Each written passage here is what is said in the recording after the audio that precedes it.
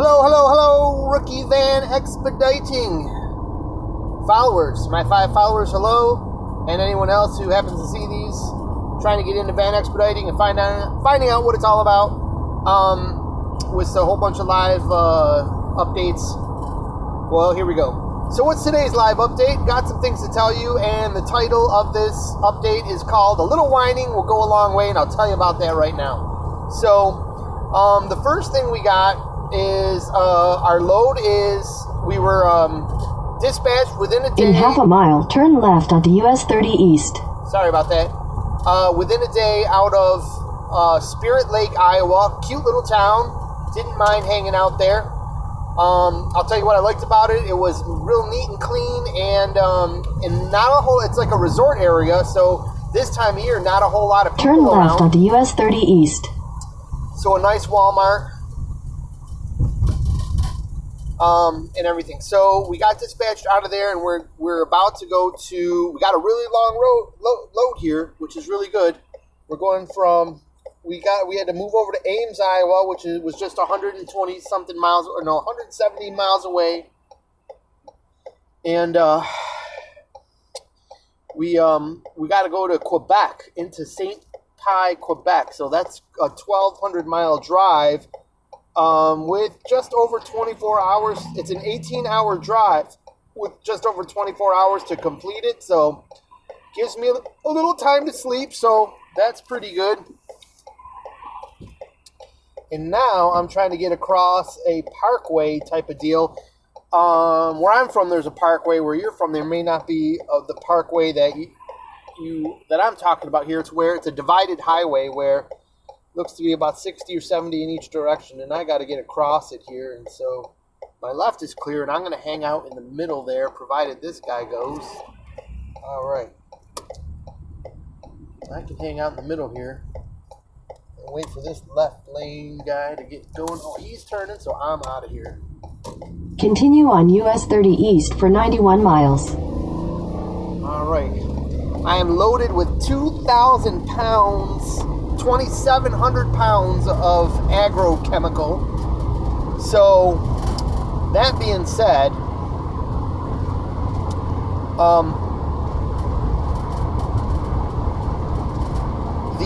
it's a lot of weight, and I just found out the hard way after not listening enough to the directions that when I tried to stop for a turn, the van did not want to stop. This van wants to keep on rolling.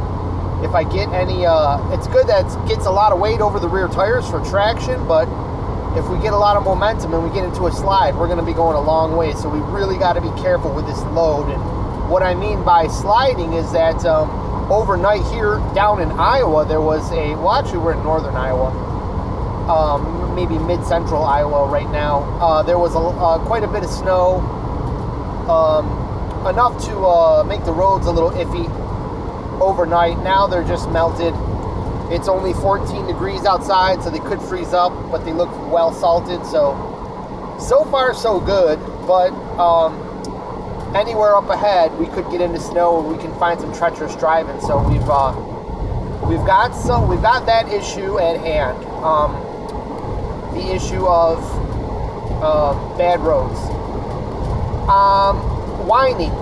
What will whining get you? Well, first of all, dispatched the load. I checked out what it was, and it says 11 skids. So that doesn't make any sense because the van won't hold 11 skids. So it usually means 11 pieces, and that can a lot of times mean 11 boxes on one skid.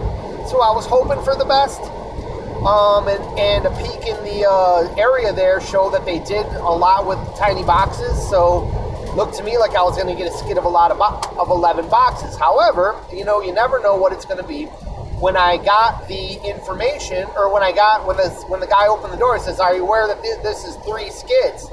And I immediately was put off because, like I've always said, I don't mind 3 skids when it's a 12-hour one-day drive, but when it's an 18-hour drive and you're probably going to split it up with some sleep, necessary sleep somewhere in the middle, you want to have a bed down somewhere. And if you can't have a bed down somewhere, you at least want something big and square to put your bed on. And this was 3 skids of 5 barrels of chemicals on each on each skid. I'll see if you can maybe take a peek back there. I'm not sure what you'll be able to see, but there they are, if you can see anything. I don't know if you could. Now I have to hook up a cord, so bear with me here. Yeah, there we go off the edge of the road. That's what happens when you try to handle a cell phone while you're driving, which you should never ever do. Don't do what I'm doing. So, that being said, we've got a 2,700 pound load of barrels of chemicals, which is not ultimately safe, but when he said that there was going to be 3 chemicals, and I've done this before, I just look at the shipper and I'm like, man, I'm not going to have a bed to sleep when I need to sleep. And I found that with most shippers, they have a heart, and they usually will say, hey, look, maybe we can fit. They come to find out that usually they can fit something somewhere else and make it so you can have your bed down. And in this particular case, it was 5 barrels on one skid, and then one skid with 1 barrel on it. So instead of having one skid with 1 barrel on it, we opted to load the 2 skids into the back of the van, which left enough space, plenty of space, as a matter of fact, for 1 more barrel that I could strap to the pallet containing 5 barrels. So that worked out, and I have 1 barrel in the back strapped to the pallet, just standing up in the bag in the remaining area between the 2 pallets and the rear doors, and good to go. So that meant the bed can stay down. So now all is happy in van world. I'm ready to take a nap just where I'm going to take a nap, and that is just before Toronto. You know why? Because I don't ever want to drive through Toronto any other time besides between the hours of 11 p.m. and 4 a.m.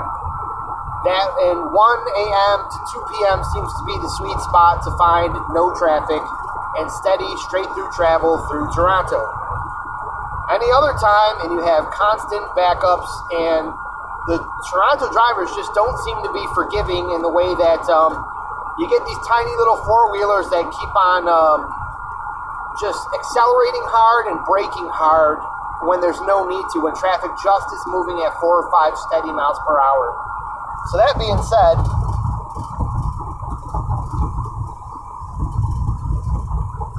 said, we want to only get through there at those times. So what I can do, by the nature of this journey,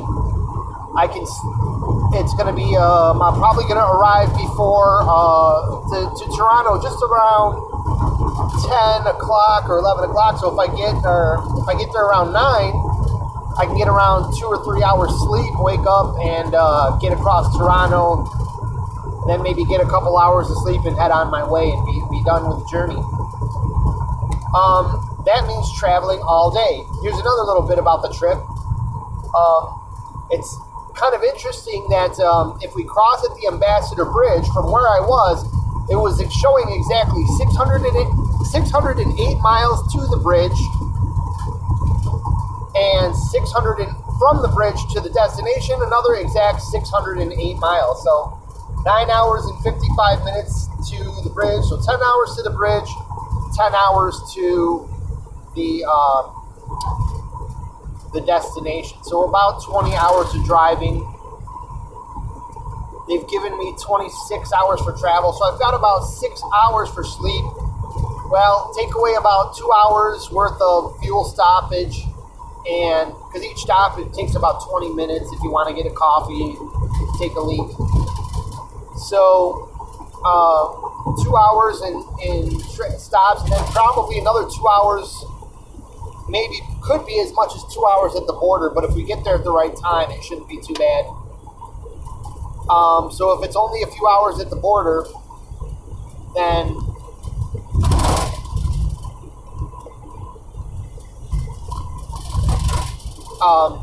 sorry for the pause there. If it's only a few hours at the border, then or a few minutes at the border, then we'll get more time for sleeping. So it'll kind of be dependent on just what kind of hassle we get.